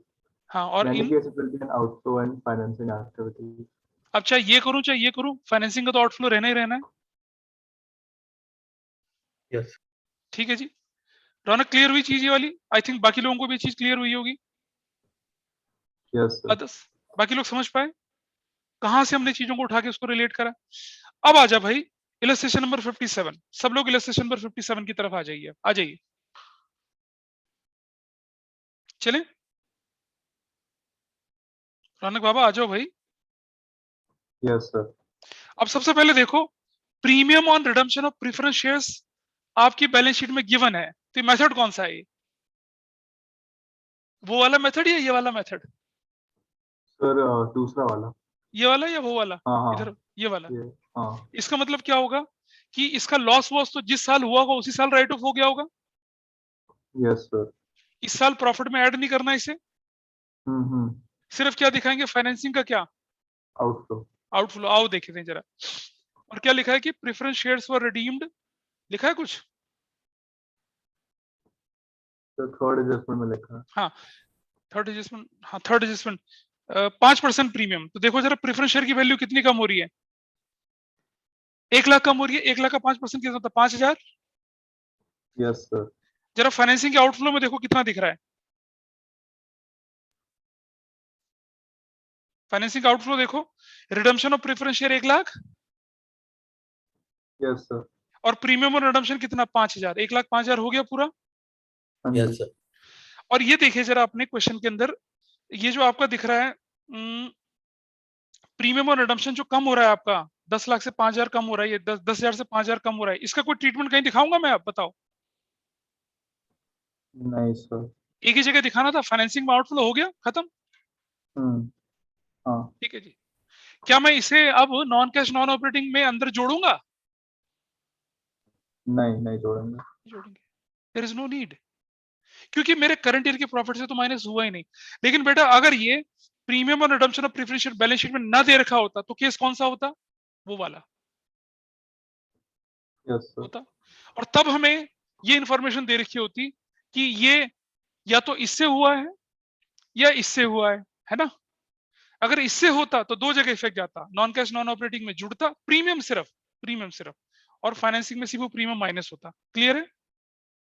मैं इसकी बात करूं? एडजस्टमेंट नंबर 6 है, उसमें प्रीमियम पे इशू हुआ है, एक बार आप उसको देख वो अभी रुक तो जाना, एक बार में एक एडजस्टमेंट करने तो पहले मैं उस पर भी आऊंगा, don't worry. This part is okay? ये बात समझ में आई? इस क्वेश्चन के रेफरेंस से ये बात समझ में आई? बताइए। Yes sir. अच्छा ये था क्वेश्चन नंबर कौन सा? 57। इलस्ट्रेशन नंबर क्वेश्चन नंबर पे आ जाइए। अब आप एक क्वेश्चन नंबर 21 आ जाइए अपनी किताब का। क्वेश्चन नंबर 21 उठाइए।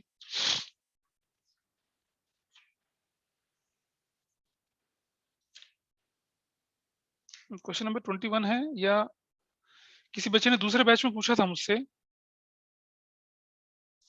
27, 31।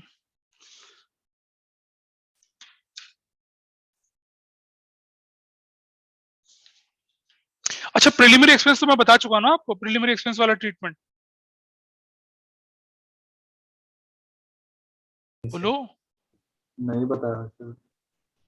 चलो प्रिलिमिनरी नहीं एक्सपेंस सर. भी वो मैं बता दूंगा, इसके बाद बताता हूँ।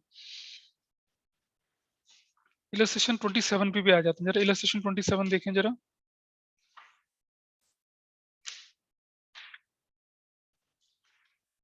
Illustration number 27।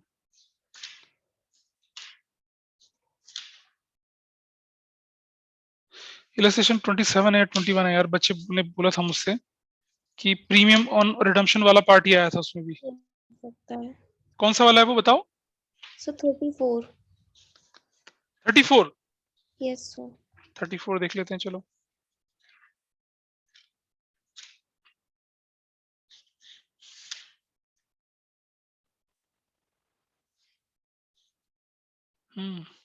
क्या है 34 में?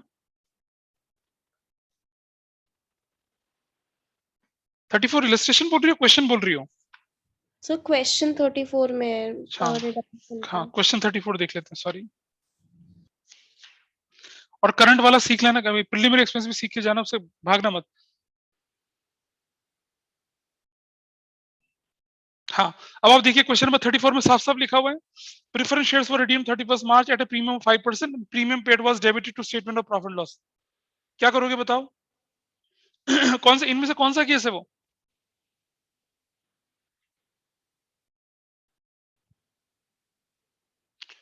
फर्स्ट केस है ना, क्या सेकंड केस है? Question number 34 page number 5.103। रौनक तुम ही देखो भाई, हाँ सर, कौन सा केस है भाई, ये तो पूछ लो, बताओ तो मुझे कौन सा केस है ये? Question number 34। 34 पेज नंबर 5.103, सभी देख लें, इंपॉर्टेंट क्वेश्चंस हैं। हाँ सर, पहला वाला होगा। पहला वाला नहीं, ये वाला नहीं है, ये वाला केस है, लिख रहा है हाँ स्टेटमेंट। हाँ, तो ऐसे में क्या करना पड़ेगा मुझे अब? तो फिर वो नॉन कैश ऑपरेटिंग के नॉन अंदर ऑपरेटिंग में ऐड करेंगे और फाइनेंसिंग से सब्ट्रैक्ट करेंगे। बस क्लैरिटी आ गई। मैंने बोला था ना, अगर वो केस होगा तो क्वेश्चन में लिखा हुआ आएगा, जैसे दिख रहा है क्वेश्चन में लिखा हुआ है, आया? Yes sir. हाँ जी, I think everybody is clear कि प्रीमियम और रिडम्पशन को कैसे हैंडल करना है। याद है जब मैंने शुरू में ये चैप्टर बताया था, मैंने कहा इसको हम सबसे बाद में डिस्कस करेंगे जब आप थोड़े मैच्योर हो जाएंगे। Now you are mature enough to understand that case. ठीक है जी। वामिका, अद्विती, अद्विती नहीं दिख रही क्लास में शायद मुझे। हाँ जी Vamika, is it fine? Yes sir. आइए मैं अब आपको एक चीज सिखाता हूँ, प्रिलिमिनरी एक्सपेंसेस वाला कंसेप्ट। इसमें भी गड़बड़ होती है, लोगों को नहीं समझ में आता कि प्रिलिमिनरी एक्सपेंसेस जोड़ दिया, घटा दिया, क्या कर दिया, वो कर दिया। वो मैं दिखाता हूँ आपको यहाँ पे। प्रिलिमिनरी एक्सपेंस का ट्रीटमेंट है। और वो कौन सा क्वेश्चन था प्रिलिमिनरी एक्सपेंस वाला जो मैंने भी बताया था आपको? 21 क्वेश्चन था, क्या नंबर था क्वेश्चन? वो 27 था शायद। हाँ, question 21। Question number 21, writing off preliminary expenses. आ जाइए, सबसे पहले मुझे बताइए कि जो फॉर्मेशन ऑफ अ कंपनी होती है उसकी स्टेजेस क्या होती हैं? उसकी स्टेजेस बोलिए, क्या स्टेजेस होती हैं? कोई बताए मुझे जरा। पहली स्टेज होती है promotion, everybody is okay, 11th में पढ़ा था। उसके बाद इनकॉर्पोरेशन होती है। उसके बाद सब्सक्रिप्शन यानी कि इश्यू ऑफ शेयर्स, सब्सक्रिप्शन। और उसके बाद लास्ट में होती है commencement of business, commencement of business. याद है सभी को? हाँ या ना Yes, बोलो। sir. अब बेटा मेरी बात समझो कि ये जो शेयर इशू एक्सपेंसेस होते हैं, शेयर इशू एक्सपेंसेस या अंडरराइटिंग कमीशन, ये तो इस स्टेज पे होते हैं ना, इस स्टेज पे, सब्सक्रिप्शन वाले स्टेज पे। एग्री करते हो? Yes, sir. और जो प्रिलिमिनरी एक्सपेंसेस होते हैं वो तो इससे पहले होते हैं ना। बोलिए। हाँ जी सर। तो भाई जब तक कंपनी का जन्म ही नहीं हुआ और कंपनी के जन्म से पहले के खर्चे हमें दिख रहे हैं, तो उन खर्चों को हम कब राइट ऑफ करेंगे? जैसी कंपनी का पहला फाइनेंशियल ईयर आएगा तब राइट ऑफ करेंगे उससे। बोलो हाँ या ना। यस। अच्छा, तो वो जो प्रिलिमिनरी एक्सपेंसेस है इसको राइट ऑफ करने के ऑप्शंस, सिक्योरिटीज प्रीमियम रिजर्व से राइट ऑफ करो, कैपिटल रिजर्व से राइट ऑफ करो, या statement of profit and loss से राइट ऑफ करो। करो, है ना? Yes, yes, sir. करूंगा। अगर मैं स्टेटमेंट ऑफ प्रॉफिट लॉस से राइट ऑफ करूं इसको, तो क्या मेरे कैश फ्लो में कोई एंट्री जाएगी? SPR debit to preliminary expenses. और बैलेंस शीट में मेरा जो सिक्योरिटीज प्रीमियम रिजर्व होगा वो डिक्रीज होता हुआ दिखेगा, आपको दिखेगा ना? Yes, sir. Correct, is that okay? अगर कैपिटल रिजर्व से राइट ऑफ करूं तो क्या होगा? मेरा बैलेंस शीट के अंदर कैपिटल रिजर्व वो डिक्रीज होता हुआ दिखेगा। Yes, sir. अच्छा, अगर क्वेश्चन में प्रिलिमिनरी एक्सपेंसेस रिटर्न ऑफ लिखा है ना, और वो ना एसपीआर दे रखा ना कैपिटल रिजर्व दे रखा, इसका क्या मतलब हुआ? Statement of profit and loss से already right of है। हाँ, statement of profit loss right of हुआ। अब क्या करूंगा मैं? ऐड करना पड़ेगा। कहाँ ऐड करूंगा? नॉन कैश नॉन ऑपरेटिंग, कहाँ ऐड नॉन करूंगा? Cash non operating. ठीक है, पहली बात तो वो। दूसरी बात मेरी बताइए कि ये जो प्रिलिमिनरी एक्सपेंसेस हैं क्या ये रोज होने वाले एक्सपेंसेस हैं? नहीं सर। नहीं ना, ये एक्स्ट्रा ऑर्डिनरी है। क्या है ये? Extra ordinary. कौन सा वाला? वो भी इन्वेस्टिंग हुआ है, पैसा वैसा मतलब कुछ मेरा इन्वेस्टमेंट बढ़ रहा है ये करके? नहीं सर। क्या मेरे लोन वोन आ रहे हैं? वो तो बहुत बाद में आते हैं, वो भी नहीं है। नहीं सर। जो कहीं नहीं पड़ता वो कहाँ जाएगा? ऑपरेटिंग बोला और एक्स्ट्रा ऑर्डिनरी बोला। तो भाई जब अगर ये एक्स्ट्रा ऑर्डिनरी, तो मुझे क्या करना पड़ेगा इसका? बताओ क्या करना पड़ेगा? और ना एसपीआर है ना कैपिटल रिजर्व है, तो क्या करूंगा बता मैं? Sir minus. किससे? एक्स्ट्राऑर्डिनरी से माइनस। हाँ, एक्स्ट्राऑर्डिनरी में माइनस करूंगा और ऊपर एक्स्ट्राऑर्डिनरी बोल के प्लस भी तो करूंगा। ये सर ऊपर प्लस हो जाएगा वर्किंग नोट में। हाँ, ऊपर वर्किंग नोट में प्लस हो जाएगा और नीचे क्या हो जाएगा, माइनस, ट्रीटमेंट खत्म, है ना। Yes sir. और अगर ये इससे हुआ या इससे हुआ तो क्या होना है, नो एडजस्टमेंट रिक्वायर्ड। कोई एडजस्टमेंट की जरूरत ही नहीं है। होगी कोई एडजस्टमेंट की जरूरत? बोलो भाई रुद्राक्ष नहीं। या औरानक। Statement of profit and loss में हम एक्स्ट्रा ऑर्डिनरी में पहले प्लस करेंगे फिर माइनस भी तो करेंगे। हाँ, क्योंकि आपने इसे पे कर दिया होगा ना, आपके प्रॉफिट से निकल गया होगा ये, तो पहले बिफोर एक्स्ट्राऑर्डिनरी बनाएंगे ना, यस। और फिर जो नीचे हम टैक्स के बाद वाली फिगर स्टेज पे जाके माइनस करेंगे। ठीक है। सर अगर हम Correct? रिजर्व से पे करेंगे प्रमोटर्स को तो अरे cash तो भैया बाहर पे जाएगा। नहीं करते यार। भाई क्या कह रहा है लड़का ये, इधर देख। जब तुम्हारी एंट्री होगी preliminary expenses debit to bank हुआ होगा, बैंक 20,000 से 20,000 से ये हुआ होगा ना, जब हुआ होगा कभी किसी समय पे। हाँ जी। और अब तुम एंट्री करोगे क्या, अब ये तो तुम्हारी हो चुकी थी एंट्री रिकॉर्ड, हाँ हाँ अब तुम इसे राइट ऑफ करोगे। क्या record, SPR debit to preliminary expenses करोगे, या capital reserve debit to preliminary expense करोगे, या हाँ जी। Statement of profit and loss debit to preliminary expense करोगे, यही तो करोगे। हाँ जी। तो अगर तुमने कैपिटल रिजर्व या एसपीआर को डेबिट करके इसे खत्म किया तो कोई फर्क पड़ा ही नहीं, ये तो आपस में कैंसिल हो गया, there is no adjustment required. लेकिन अगर आपने statement of profit and loss से डेबिट कर दिया तो आपका प्रॉफिट तो कम हो गया। हाँ हाँ प्रॉफिट कम होना चाहिए था, कैश या ऑपरेटिंग, ना तो ये कैश है ना ही ये ऑपरेटिंग का रूटीन है, तो एक्स्ट्रा ऑर्डिनरी बन गया। तो क्या करूंगा, बिफोर एक्स्ट्रा ऑर्डिनरी बना के पहले जोड़ूंगा उसको हाँ और फिर नीचे जाके क्या कर दूंगा, माइनस कर दूंगा। हाँ जी। अच्छा, अब क्वेश्चन नंबर 21 में देखिए, राइटिंग ऑफ प्रिलिमिनरी एक्सपेंस लिखा हुआ है। किससे राइट ऑफ करने के लिए बोला, हमें नहीं पता, बोला हुआ है। अरे बताइए ना, और ना क्वेश्चन में हमारे पास एसपीआर दे रखा है, ना क्वेश्चन में कैपिटल रिजर्व दे रखा है। बताइए आप, तो ऑब्वियसली किससे राइट ऑफ हुआ होगा, ये किससे राइट ऑफ हुआ होगा। Statement of profit and loss. तो क्या करना पड़ेगा, इसको एड बैक करेंगे पहले, यस सर, फिर और लेस हो फिर उसके जाएगा। बाद पीछे टैक्स के बाद क्या कर देंगे, इससे लेस। माइनस कर देंगे। प्रिलिमिनरी एक्सपेंस का चक्कर समझ में आया समर्थ बाबा, बेटा समझ में आया कुछ। Yes sir. समर्थ बोलता तो बड़ा कॉन्फिडेंटली है।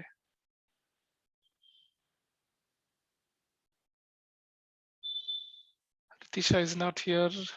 स्पंदन पता चल रहा है कुछ, क्या कर रहे हैं हम लोग। जी सर। विधि बंसल ठीक है बेटा, देखिए यस सर। विधि सिंगल आज भी नहीं है। विदिशा क्या कहती हो। Yes, sir. ठीक है, I hope this is fine. आपको समझ में आया होगा प्रिलिमिनरी एक्सपेंस कैसे हैंडल करना है, इसको कैसे करना है। Is it okay. अब एक क्वेश्चन और है जो कि आपको करना है, उसको ध्यान से देखेंगे आप यहाँ पर। दैट इज क्वेश्चन नंबर मेरे ख्याल से 56 है, 56 है शायद, 55 है।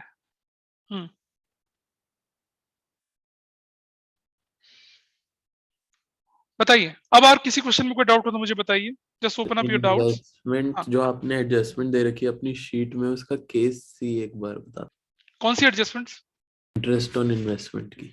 हाँ हाँ, इंटरेस्ट ऑन इन्वेस्टमेंट, आइए देखते हैं उसको। वैसे सारी उस शीट तो पूरा कर दिया था ना हमने, या बचा हुआ है उसमें कुछ। सर अभी इंटरेस्ट ऑन इन्वेस्टमेंट ही बचा था। हाँ वो कर देते ना, अभी कर देते हैं हम, इसलिए तो बैठे हैं यहाँ पर। अभी ये देखिए, इंटरेस्ट ऑन इन्वेस्टमेंट सिंपल है जी। आपकी स्क्रीन पर दिख रहा है आपको, दिख रहा है नहीं दिख रहा, पहले बताइए मुझे, स्क्रीन दिख रही है नहीं दिख रही है, इज इट विजिबल और नॉट, दिख रही है। Yes sir. हाँ जी, इंटरेस्ट ऑन इन्वेस्टमेंट दिख रहा है आपको सामने यहाँ पर। और इस इंटरेस्ट ऑन इन्वेस्टमेंट में आपके पास क्या क्या चीजें दिख रही हैं कि इन्वेस्टमेंट की आपकी ओपनिंग वैल्यू दिख रही है, क्लोजिंग वैल्यू दिख, ऑब्वियसली दिख रहा है कि इन्वेस्टमेंट जो आपने परचेज किया होगा ये, तो क्या हो जाएगा, इन्वेस्टिंग आउटफ्लो हो जाएगा, हाँ या ना। Will it be investing outflow और नॉट, जल्दी बताइए। होगा ना, वेरी गुड। तो जब ये इन्वेस्टिंग आउटफ्लो हो जाएगा तो क्या करते हैं, देखिए अब आप देखिए स्क्रीन पर आप। तो इसको मैं कहाँ ले जाऊंगा, ये जो है हमारा 2 लाख से कितना हो गया, वेयर इज दैट यार।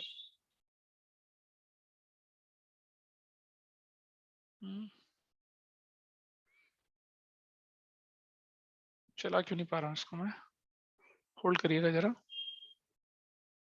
दोबारा कर रहा हूँ।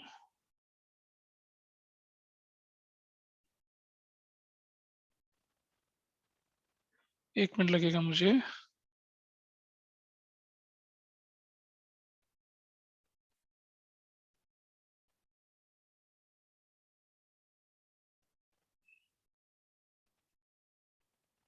चलो कोई बात नहीं, दूसरा वाला डॉक्यूमेंट खोल के दिखा रहा हूँ।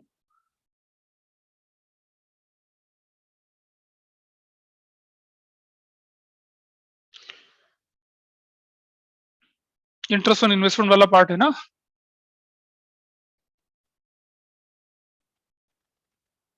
हाँ जी, देखिए भाई स्क्रीन पर दिख रहा है? नहीं सर। अरे रुक जाओ ना, दिखाया कहाँ है मैंने, अभी दिखाऊंगा ना। अब दिख रहा है? Yes sir. आओ जी, इंटरेस्ट ऑन इन्वेस्टमेंट केस ए लेके चलते हैं सबसे पहले। ये देखिए, ये पार्ट आपके ये 2 लाख से 3 लाख हो गए तो क्या बन गया ये बताइए, क्या है ये रहा परचेज। आउट, ठीक है। और अब मुझे इंटरेस्ट कब खरीदे गए थे? एंड में खरीदे, यानी इस डेट पे खरीदे गए थे। इस पे खरीदे गए तो इंटरेस्ट किस पे मिलेगा? 2 लाख पे, बताओ। Yes sir. 20% वो ऐड कर देंगे इन्वेस्टिंग में, और non cash non operating receipts में जाके माइनस कर देंगे। ये चीज क्लियर है? कोई डाउट तो नहीं आता किसी को? No sir. चलो आगे चलते हैं थोड़ा सा। दूसरा केस, 2 लाख से कितने हो गए? ये 180 हो गए हैं। तो भाई अगर हमारे 180 हो गए तो हमारा क्या हो गया? बेच दिया ना हमने तो इसे, तो इन्वेस्टिंग का क्या हो गया? इनफ्लो हो गया, दिख रहा है? हाँ या ना बोलो? हाँ सर। और ये जो आपने सोल्ड करा था, एंड में किया था सोल्ड, अगर एंड में सोल्ड किया तो इंटरेस्ट तो ओपनिंग वैल्यू पे मिलना चाहिए ना, 20,000। जी सर। तो हमने क्या कर दिया? ऐड कर दिया non cash non operating receives बोल के 20,000। भाई जब ड्यू होता है तो प्रॉफिट लॉस से तो ऐड हो ही जाता है, लेकिन अभी भी हमने कितना इंटरेस्ट अभी मिलना बाकी है? अभी कितना इंटरेस्ट मिलना बाकी है? अभी 6,000 है ना? हाँ या ना बताइए? 6,000 इंटरेस्ट मिलना बाकी, क्वेश्चन में लिखा हुआ है। यस इसका सर। मतलब क्या हो? इसका मतलब क्या? रुद्राक्ष तुम्हारा डाउट था ना, इसका मतलब ये हुआ कि मुझे अगर ये पूरा का पूरा पैसा मिल जाता तो मेरा इनफ्लो हो जाता 20,000 का, है ना? Yes, लेकिन मेरा 6,000 तो स्टिल आउटस्टैंडिंग है, तो मेरा इनफ्लो कितने का हुआ? सिर्फ 14,000 का, 14,000। ठीक है। तो उसको करंट एसेट्स की इंक्रीज डिक्रीज की तरह ट्रीट नहीं करेंगे, उसको यहाँ यूज कर लेंगे। Is it okay? यस। चलिए अगला केस, सबसे क्रिटिकल केस ये वाला, केस सी। आपके पास इन्वेस्टमेंट 90 थे, 80 हो चुके हैं, और कैपिटल रिजर्व में 10 दिख रहा है। ये देखिए, बैलेंस बीडी कितने की? 90,000 की। एग्री करते हो सब लोग इस बात से? यस। अच्छा जी। इन्वेस्टमेंट कॉस्टिंग बोला 40,000 का, एट द एंड ईयर बेच दिया, और कह रहा है कि इन्वेस्टमेंट को बेचने में 10,000 का प्रॉफिट भी हुआ है। 40,000 प्लस 10,000, तो आपका सेल्स प्राइस कितना हुआ होगा? 50,000। एग्री करता है? और अगर आप क्या लिखते हैं यहाँ पर, यहाँ कैपिटल रिजर्व लिखा है मैंने, लेकिन अगर मैं यहाँ लिखता statement of profit and loss 10,000, इसका मतलब क्या होता कि वो जो 10,000 का प्रॉफिट है वो मेरे स्टेटमेंट ऑफ प्रॉफिट लॉस में जुड़ गया होता ना, यही? यस। और तब वहां से माइनस करते उसको, करते हैं ना? Operating income. लेकिन इसने हमने क्या कर दिया? हमने उस प्रॉफिट को सीधा स्टेटमेंट ऑफ प्रॉफिट लॉस में डाल के सीधा कहां डाल दिया? कैपिटल रिजर्व में डाल दिया। तो आप देख रहे हैं क्वेश्चन के अंदर आपका कैपिटल रिजर्व 0 से 10,000 बढ़ गया। कैपिटल रिजर्व बढ़ने का मतलब क्या हुआ? वैल्यू आई है, क्रेडिट हुआ है। वैसे तो ट्रांसफर टू रिजर्व होना चाहिए था कि स्टेटमेंट ऑफ प्रॉफिट लॉस से निकला था ये, लेकिन ये स्टेटमेंट ऑफ प्रॉफिट लॉस तो थोड़ी निकला, ये तो सीधा इन्वेस्टमेंट को बेचने का जो प्रॉफिट था उसे स्टेटमेंट ऑफ प्रॉफिट लॉस में न डालकर हमने क्या कर दिया? कैपिटल रिजर्व में डाल दिया सीधा। तो बताइए इस ट्रांजैक्शन से क्या मेरा statement of profit loss affected हुआ? नहीं। नहीं हुआ ना। तो आइए देखते हैं यहाँ पर सेल ऑफ तो जब इन्वेस्टमेंट जो हम मशीनरी बेचते हैं तो हाँ। उसमें भी तो वैसे तो कैपिटल रिजर्व आना चाहिए, बट हम उससे नहीं आता, कभी नहीं आता कैपिटल रिजर्व। बेटा एक बात बता, ये profit of sale of assets जो होता है ये नॉन ऑपरेटिंग इनकम होती है ना, ये भी तो प्रॉफिट लॉस की क्रेडिट साइड में जाती है। ये भी तो वैसे हाँ ये है, लेकिन यहाँ क्या लिखा हुआ है? अगर ये सिर्फ कैपिटल रिजर्व लिखा होता तो कोई परेशानी, लेकिन इसके ब्रैकेट में क्या कर दिया? Profit of sale of investment. Yes. इसका मतलब क्या हुआ? तो 10,000 का डायरेक्ट उसमें गया, जैसे हाँ SBI डायरेक्ट कर दिया। और ये 45,000 नहीं रहेगा, ये 45,000 नहीं रहेगा, ये 50,000 होगा। तो देखिए सेल ऑफ इन्वेस्टमेंट 50,000 का, परचेज ऑफ, अब देखो आपने ये लिख दिया, आपने बैलेंस शीट डाल दिया, आपके पास 30,000 क्या हो गई, बैलेंसिंग फिगर आ गई, ये आपका क्या हो गया, आउटफ्लो हो गया। और capital reserve is created from profit on sale of investment and not from statement of profit and loss, hence will not be adjusted in cash flow statement. ये रीजन है। अदरवाइज हम क्या करते, ये जो गेन होता है ना, गेन को कहां ले जाता, non cash non operating receives में जाके माइनस करता ना मैं, यस नहीं करता। बोल भाई रुद्राक्ष, करते या नहीं करते इसको ऐसा? यस लेकिन अब नहीं करेंगे, क्योंकि ये लाइन दे रखी है। अगर ये लाइन ना होती यहाँ पर तो मैं क्या करता, ये जो कैपिटल रिजर्व इंक्रीज हो रहा है इसे ट्रांसफर टू रिजर्व की तरह ट्रीट करता, कहाँ, वर्किंग नोट में ऊपर, ठीक है। अगर ये लाइन ना होती तो, ये वाली लाइन ना होती तो, यस और ये जो होता यहाँ वाला, यहाँ कैपिटल रिजर्व लिखी, यहाँ पर मैं statement of profit and loss लिखता, statement of profit and loss लिखता, और तब मैं क्या करता, इसे नॉन कैश नॉन ऑपरेटिंग में जोड़ता। लेकिन क्योंकि ये लाइन दे रखी थी, इसका मतलब क्या हुआ, ये डायरेक्ट उसमें गया। डायरेक्ट वहां डाल दिया, हमने प्रॉफिट को तो टच ही नहीं करा। ये था, ये तो ठीक है। I think it is clear. Yes ये 50,000 होना चाहिए था। सो इसकी सारी, इस शीट की सारी एडजस्टमेंट हम कर चुके हैं ना शायद, या छूटा है कुछ? सम मोर वाली नहीं करी अभी। हाँ ये देख लो, इसको भी देख लेते हैं, बहुत कुछ नहीं, डल्लू पंजू है ये सारी चीजें। ये इसको थोड़ा सा मैं बंद करके दूसरी वाली शीट को निकालूंगा, उसके अंदर ज्यादा क्लैरिटी के साथ है। दिख रही है ये? मोर वाली देख लेते हैं भाई। अगर क्वेश्चन में कैपिटल वर्क इन प्रोग्रेस आया तो क्या करूंगा, कुछ नहीं, इन्वेस्टिंग का आउटफ्लो मानूंगा। इन्वेस्टिंग तो होती है हमारी वो, क्लियर है? आप कुछ शेयर नहीं कर रहे? क्या बोल रहे हो, शेयर नहीं हो रहा कुछ भी? नहीं। अच्छा रुक जाइए,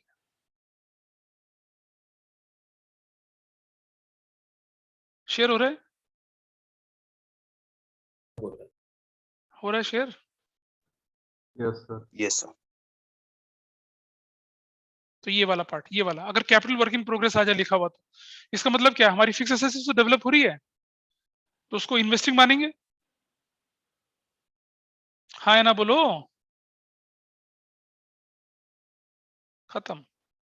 ये आ जाइए यहाँ पर, आपके पास शेयर कैपिटल बढ़ गया, आपका रिजर्व सरप्लस बढ़ गया, आपका लॉन्ग टर्म बोरिंग बढ़ गई, आपके पास अदर करंट लायबिलिटीज। देखिए इक्विटी शेयर 5 से 6 लाख बढ़ गए जी। क्या करूंगा इसका बताइए मैं, हो गया ये 1 लाख रुपए दिख रहा है, मेरा कर्सर दिख रहा है आपको, 1 लाख लिखा हुआ है यहाँ पर, agreed. Yes statement of profit loss 5 से 90 हो गया तो कितना लिखूंगा, 40,000 यहाँ लिखूंगा, एग्रीड। यस डिबेंचर 5 से 750 हो गया तो क्या लिखूंगा यहाँ पर, 250 का इश्यू लिख दूंगा, एग्रीड। बोलो हाँ या ना। और 10% डिबेंचर कम हो गया तो क्या लिखूंगा, डिबेंचर का रिडम्पशन ऑफ 10% डिबेंचर 1 लाख का लिखूंगा, एग्रीड। बताओ भाई, कोई हाँ ना तो बोलेगा, एग्री कर रहे हैं नहीं कर रहे हैं इस बात से? Yes, sir. ठीक है जी। अब बताइए 15% डिबेंचर पे इंटरेस्ट लगना चाहिए, इंटरेस्ट कौन सी डेट पे लगाऊंगा, डिबेंचर और शेयर इशू कब हुए थे, 31 मार्च को, तो इंटरेस्ट लगेगा ओपनिंग वैल्यू पे, तो 15% डिबेंचर का इंटरेस्ट कितना बनेगा, 75,000। एग्री करता है इस बात से रौनक, बोलो। Yes, sir. तो 75,000 यहाँ लिख दिया, एग्रीड। दिख रहा है लिखा हुआ, मेरा कर्सर दिख रहा है यार? कोई बच्चा बताएगा मेरा कर्सर सर, दिख रहा है? कर्सर बस एक ही जगह पे फंसा हुआ दिखा रहा है। अब देखो कहीं हिलता हुआ नहीं दिख रहा कहीं पर भी?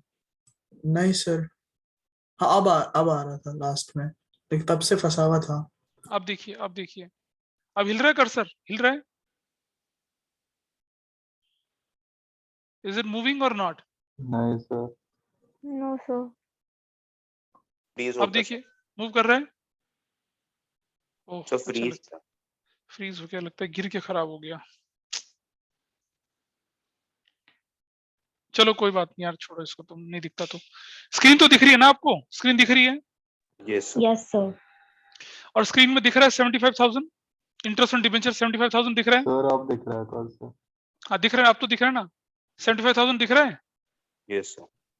और ये 75,000 में से अभी 5,000 तो आउटस्टैंडिंग है ना बेटा अभी? हाँ जी, तो मतलब आपका आउटफ्लो 70,000 का हो गया, क्लियर? यस सर, चलो ये भी हो गया। और 10% डिबेंचर कितना लिखना है? 30,000 दिखेगा, तो 30,000 यहाँ ऊपर ऐड कर दिया यस सर, और नीचे 30,000 माइनस कर दिया, ये भी हिसाब बराबर। यस सर, खत्म हो गया क्वेश्चन। यही तो बताना था मुझे। एग्रीड? Yes sir. ठीक है जी, चलिए अब बोलिए क्या करना है। ये शीट भी पूरी हो चुकी है हमारी। We have covered each and everything here.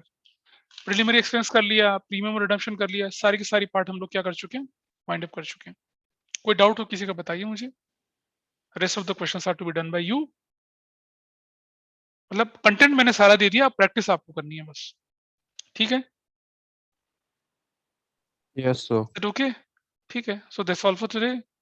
अब मैं विंडो खोल दूंगा, उस विंडो पे आप अपना होमवर्क अपलोड करेंगे।